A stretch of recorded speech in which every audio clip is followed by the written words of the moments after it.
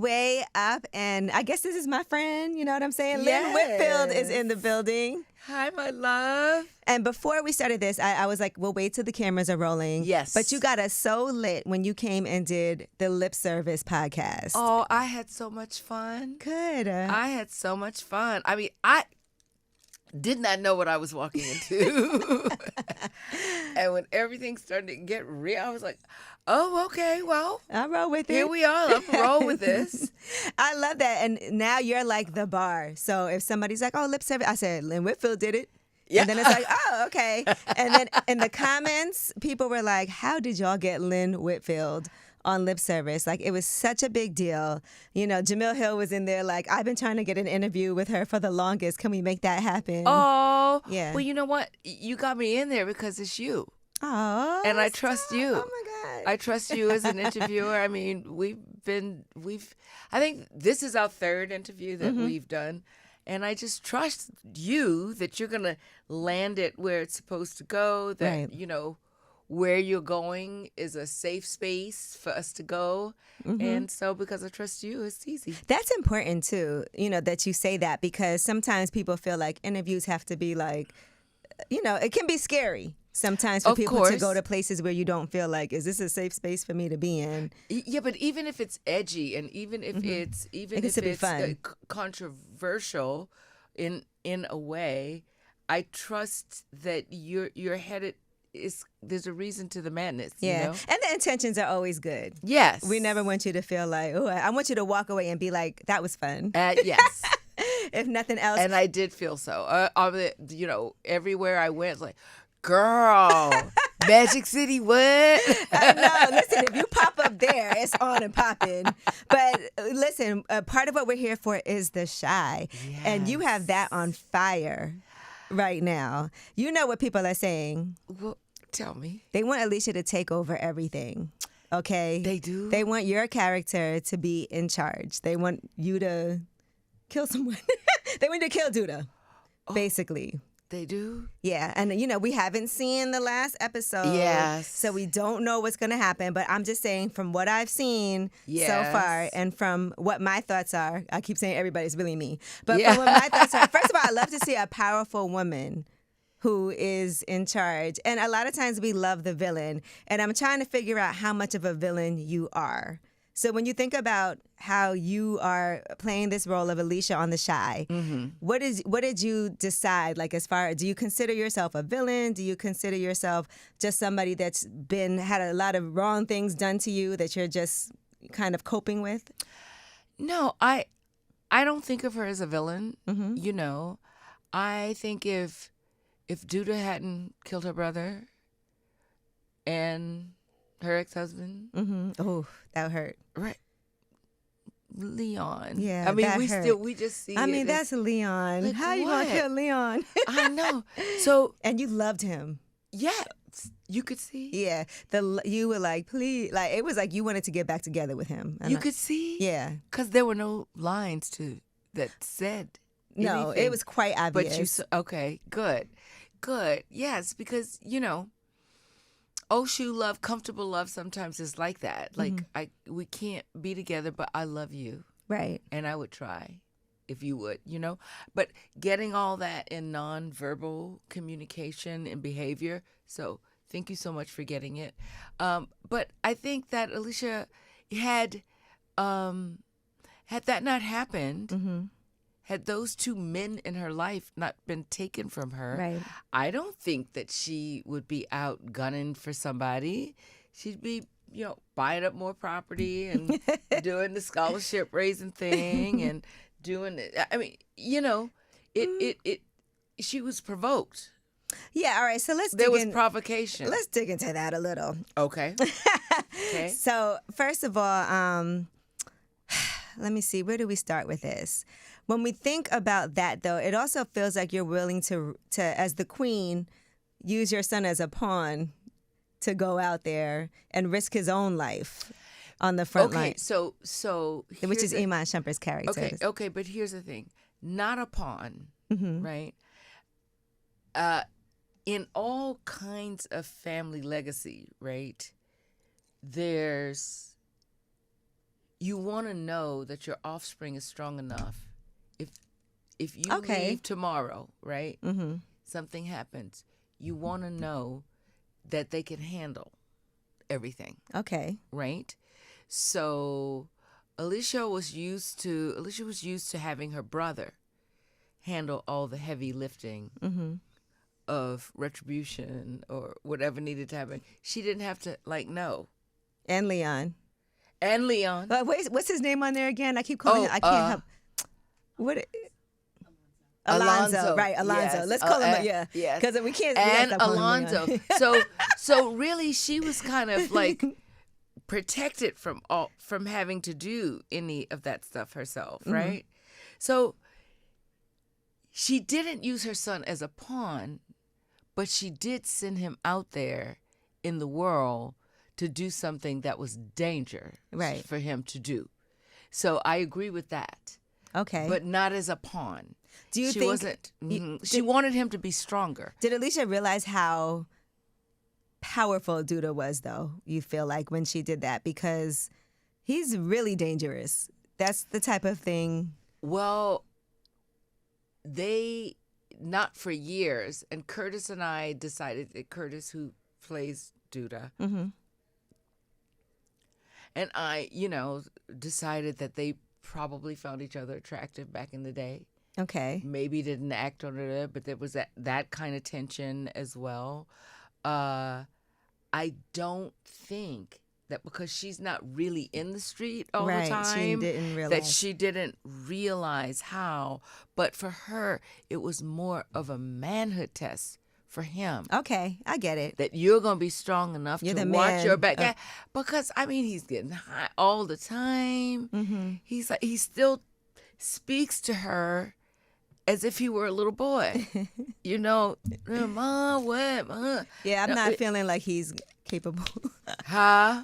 I'm not feeling like he's capable. Like, it's just not in him. But you try to, but that is Alicia's, that's her Achilles heel. Right. She should be able to see that's who your brother was. That's who your ex-husband was able. This is not. Your son's had a good life and a good upbringing. Well, yeah. In the first scene we ever had together, in the first episode that I was in the 6th season, how do you think you got to go to all those private schools? How do you think you got to do all that stuff? How did you get this? Where did this money come from? Where did it come from? So, but as a cautionary tale, I think that happens often. Right. In real families where the parents want to force their kids into being able to take over the family business, being something that they're not. I think there's a cautionary tale in that for parents. Right. It's like, we want you to have these street smarts, but we done put you in all these private schools. And made you soft. Made you soft. And you're a girl mom. Obviously, we love Grace Gibson. Yes. So do you ever think about what life would be like with a son also? When you're filming something like this, it's probably a whole different... It would be a whole different thing. And when I got pregnant, I wanted a boy. I wanted a boy so bad that I was at the opening. It was opening night of Josephine Baker. And it was going to be at MoMA, the premiere, right? The premiere party. And the doctor called and said, "You're having a girl." I cried off all my makeup. I was so, but why? How do I because do I this? knew I'd have to grow up. Yeah, absolutely. And it's like, I have to be a strong woman if I'm going to have a girl child. And I just didn't want to give up my own childhood. Yeah. So... Yes, but I would never, ever send Grace out. Lynn would never send Grace out to do something that would put her in harm's way to have her grow up. Now, listen, let's get into this, because when you did lip service, we were like, who could Lynn Whitfield date? Younger guys. Oh, did you think of somebody? Well, listen, then when we watched The Chi... and we see these steamy scenes with Jason Weaver's character. I am so enjoying working with him. But we have fun, you know. Looks like, and I saw him giving you all the praises in the interviews that he's doing, and how you really raised the bar and helped him step it up, and everybody as an actor. Oh, I don't see that. If I was looking at that, it would be like the professor being in the classroom. People are responding to being present. Mm-hmm. You know, like every interview we have, we're present. Right. But you've interviewed people where they're not really present. They're, okay. But when somebody is present, but I mean, with Jason, it's really great because people go through all kinds of machinations to show passion and all kinds of stuff, and we've been able to do it with a kiss. It just lit. The internet lit on fire. What's going on? You said like a daughter. That's what Grace said. Grace said, "Mom, I just couldn't watch. All I know is I saw like some hand creaking up around your neck, and you're like, yeah." But that was an amazing scene, though. Let's be clear, okay? Because I was like, what is he about to do? And if you guys haven't watched, that scene alone should make you be like, let me go back to the beginning of season 6 so I know exactly what's happening. But there is just a scene where y'all are going at it with each other. What's so funny is that, and this is not really a spoiler, but you have him wearing your ex-husband's coat. Yeah. Leon comes in and he's like, is that my coat? Yes. First of all, grimy. How are you going to have this man wearing your ex-husband's coat? That's where Alicia, thank God I'm Lynn and she's Alicia. It's like having a girlfriend and it's like, come on, I can't like explain her bad behavior because I am not her. Nice coat. It was a nice coat. It was kind of shafty. Then it's like a leather trench. Then now, yes. But how could you? Yes, she doesn't always make the right decisions, But let's see what happens because I think she wants him. She wants them to be more of their own men. Mm-hmm. That's really what she needs. Yeah. Whether she knows it or not, that's what she needs. And I think basically that's really what she wants. So let's see how it shakes out. But just think about this ego situation. Let's go back to wearing somebody else's clothes for a second. I know. Can you imagine what if you were dating somebody and they gave you a purse that was somebody else's purse? Girl, I couldn't. Exactly. You had this man wearing your ex-husband's coat. He didn't know, though. I know. That's what the argument was about. When you find out. Oh. So, that's how the argument started. And then next thing you know, he's choking you. And then next thing you know, it's a whole sexy scene. Because you liked it. I liked it. I did. She did. Yeah. She did. No. Okay, Lynn. Here we go. Lip service. She did. She did. She did. I mean... But I told Christina, Christiana, who wrote that episode, who came up with that idea, it was like, who would have thought that anything about that would, like, I could see stepping into Alicia's shoes, that is, right, that could be exciting. Mm-hmm. Because she's like, I want you to be. Yeah, more aggressive. Yeah. So, it was really interesting to see how and when I read it, I was like, oh my God, this is like so. And, you never want anything to be like, is this like beyond the realm of like. Is it cringy for you? Oh, not cringy, but is it. I don't want to say that but you just don't know if it's going to come off to an audience as something corny. Okay, or camp or whatever. And. You don't want it to be like soap opera-ish. Yes. Okay. Like soap opera-ish. But we were both so present in the moment, and the writers had the right instinct that between the energies of those two actors, and it really turned into something. He was definitely present. I mean, that's a career highlight. You're so funny. I'm sure it is. But listen. The responses were so funny. I was rolling about 4 or 5 days later, I started reading the responses. They were so hysterical. Yeah, they were like, so, look at it. Lady May is making. Yeah, because they can't. They still see you as Lady May. Making Simba, making Simba Mustafa. It's like, what are y'all talking about? Like, how do you even come up with these things? Well, that's good that you can laugh and read those things. Yes. Now, has there ever been a time, since we're talking about this, that you were like, you read something in a script or in a role and you were like, I'm not feeling this? Like, because I can imagine you having the, because some people might feel like, all right, I just got to do this. I got to do my job. But to me, you seem like the type of person who would be like, this doesn't feel right. Well, I will say it.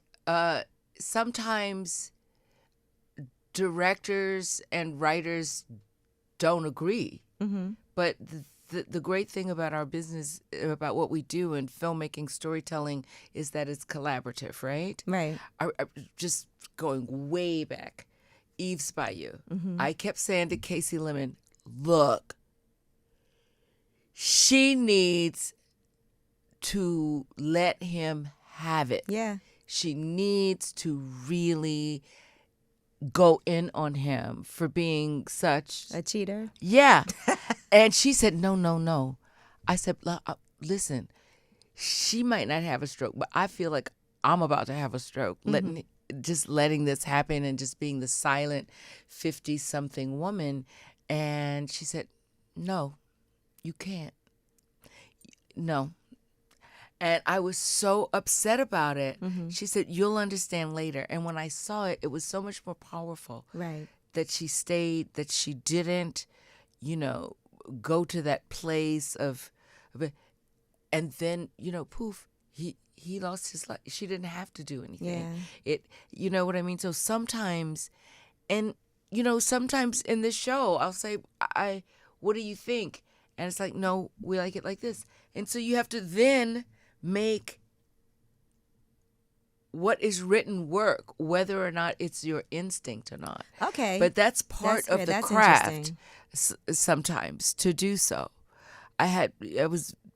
Craig was on the showrunner on Greenleaf was extremely collaborative. Mm-hmm. And we were able to do, but sometimes the restraint, like not being able to recraft something, just pushes you to. It challenges yourself. You to, how do I make this work then? How can I get this rooted in some kind of truth in the character? And the meme that I love that people always say, like, what does it say? That you play crazy, but you never play broke? I know, but that's not always my fault, though. I swear. You ain't never been broke in anything. But yes, I have. I played a maid in Sophie and the Moonhanger. Okay, we got to flash back to that. But that's a rarity. I feel like because it is kind of the woman in the room in the Brewster place. She didn't have any money. Okay, all right. It's just that those ones stand out. You know, and then I think people hire you because they know what you do well and they feel like I pull that off in a believable way. But sometimes I'm like, can it just be a little bit more simple? And they're like, this is you. But she is all that. Right. I'm like, really? When we've said that red coat, you know what the coat was in the beginning? What? The full length red fox coat? It was a red leather coat with fox cuffs and a fox collar. When I left my fitting, that's what she was going to wear in that scene. When we came to the day that we're shooting, we're outside the cigar bar, in the green room of that place.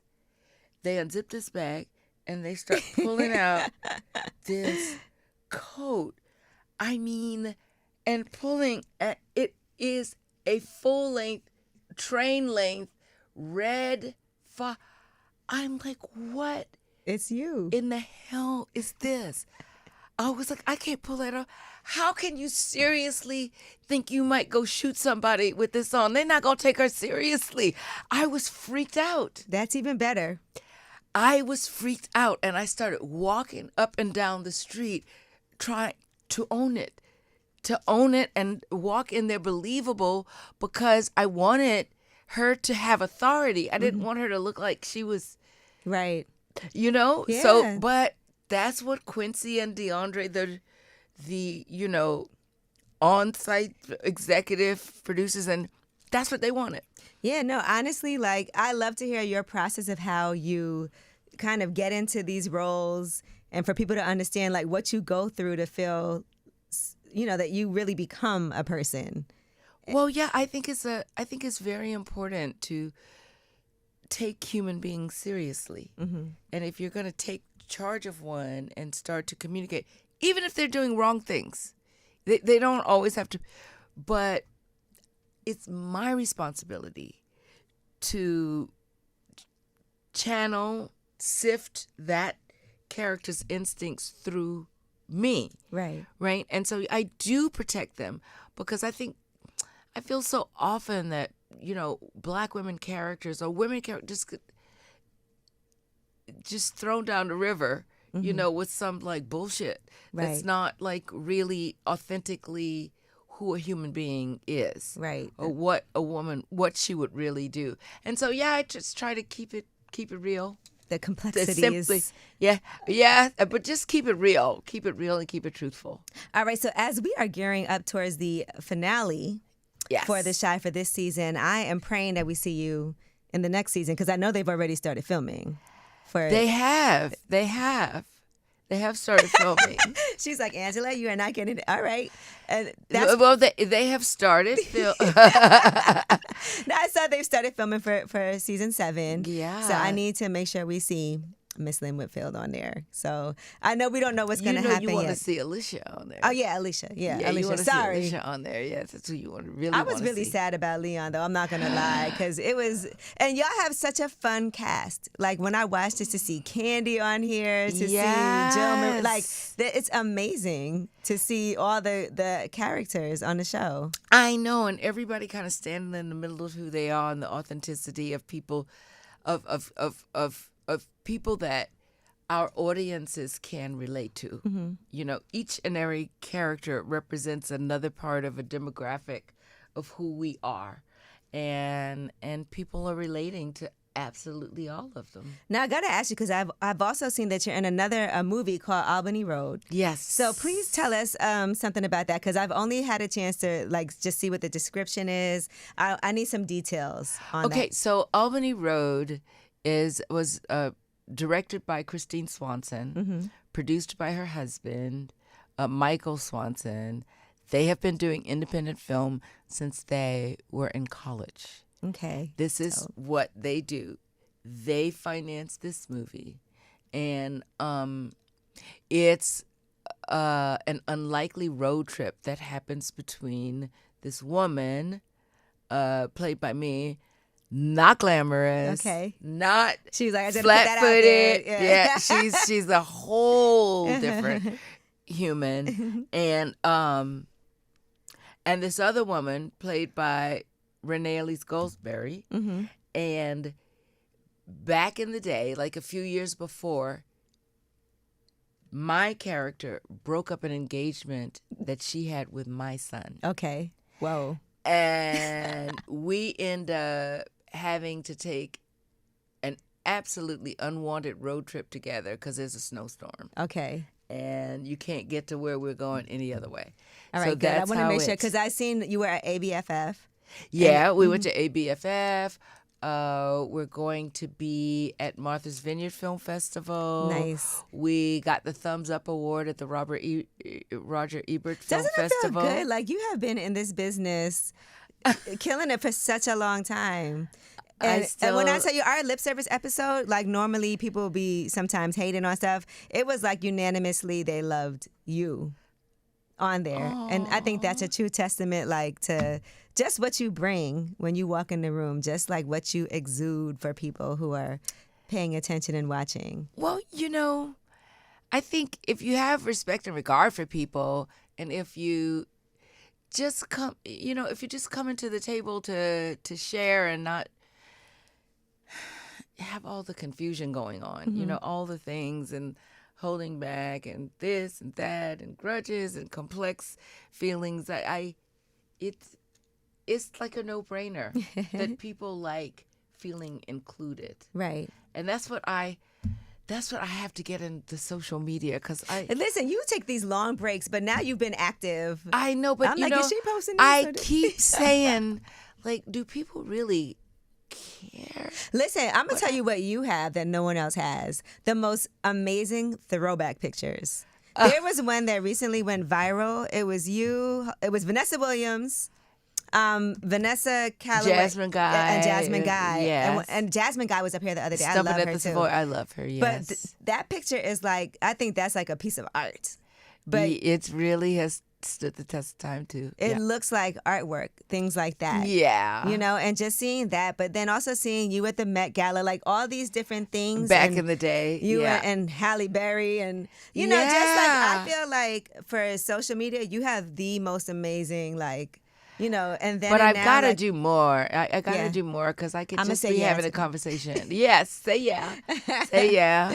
Yes, encourage me. And you and because people wanna know. They do, and you have the resume, you have the relationships. I saw like even you and Lena Waithe have known each other. Yes. You know, for some time, so that must be nice for you to have those relationships where people are like, we want you on here. How did that even work for you to be on the show? Did she just? It was. You don't audition. I was invited to be. Yeah. And it was only for 3 episodes or so, like a small arc, and then it just kept going. Keeper. She's a keeper. Well, listen, I appreciate you so much. I know you have a whole ton of press that you're doing, but honestly, like it means a lot to me that you always stop by. I heard you walked here from your hotel. I was like, she's never going to get here because everyone's going to stop her. Yes. No, the street was almost like empty, and you know they have those little tunnels, and you can just shoot. Okay. Oh, so you would use. We took the down. We took the little shortcut. And also I want to say, like, I met you. You know what? I don't know when we did the Breakfast Club, but just seeing how you've grown and continue to develop and build your pillars of how you do it. It's so inspiring. Oh, well, thank you. You know, you're the bar. I told you that when you walked in here. You're the bar for everybody in every industry, no matter what it is that we're doing, to be consistent. You know, the only thing you're lacking is you need to do your social media more. I know. I'm going to. Stay on me. Stay on me. You. Yes. I'm going to send you a DM like you haven't posted in a few days. Okay, yes. And I like, even when you post the clips from the work that you're doing, you know, but I feel like people love to hear the personal side of you, too, because you give us a lot of gems. Yes, you know, ma'am. and yes, I'm gonna learn. Well, I'm gonna learn to do that on. You know, it's different when I'm sitting here with you. Right. Like, I understand that. Like your spirit. I'm not that good either. Your spirit. No, but your spirit. You know it. I want to be honest with you. Mm-hmm. If you ask me something, I want to answer it openly. Right. But just sitting down by myself and turning on a camera, like. I like seeing you and Grace together. Y'all did y'all that photo are wondering shoot? Like how I'm feeling. This is how I'm like. Who gives up? They do. Trust me. I know, but they it's care. so odd. I'm sorry. It's just so odd to just sit down and start talking about yourself. But you and Grace, y'all did that photo shoot together from Meth Eater a while ago. Yes. When I tell you beautiful, amazing, people need to see that. You know, like to see what she's doing and what you're doing. Oh yes, she's doing great stuff. And like you said, she's gonna come on when she releases her EP and things. Yeah, we outside, okay? Me and Lynn Whitfield, we outside, right? Yes. Okay, all right. Well, listen, I appreciate you so much. I'll be tuning in to see what's going to happen on the season finale, and please, I will. I'm trying to think if you're not on season 7, would I still watch? Oh. Yeah, no. But no, honestly, thank you so much. It's always a pleasure to see your face. Oh, thank you. Thank you so much for having me. All right, it is way up.